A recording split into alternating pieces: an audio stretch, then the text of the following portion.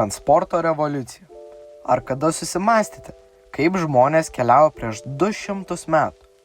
Tada nebuvo nei automobilių, nei lėktuvų. Žmonės keliavo arkliais arba pėsčiomis. Bet viskas pasikeitė, kai prasidėjo transporto revoliucija. Vienas svarbiausių išradimų tai buvo garo variklis, kurį patobulino Džeimsas Vatas.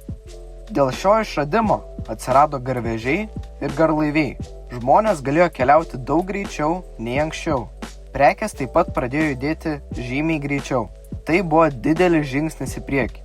Geležinkeliai taip pat tapo tikra revoliucija. Traukiniai galėjo pervežti šimtus žmonių ir didelius kiekius krovinių vienu metu. Įsivaizduokite, kelionė, kuri anksčiau trukdavo kelias dienas, dabar trukdo tik kelias valandas. Vėliau atsirado ir automobiliai. Vienas pirmųjų jų kūrėjų buvo Karlas Bensas. Jis 1886 metais sukūrė pirmąjį praktinį benzinų varomą automobilį ir jis laikomas modernaus automobilio pradžia. Automobiliai suteikė žmonėms laisvę. Žmonės galėjo važiuoti kur nori ir kada nori. Žmonėms nebereikėjo laukti traukinio ar laikytis kokiu nors maršrutu. Dar vienas įspūdingas išradimas tai yra lėktuvas. Pirmą sėkmingą skrydį atliko broliai Wrightai.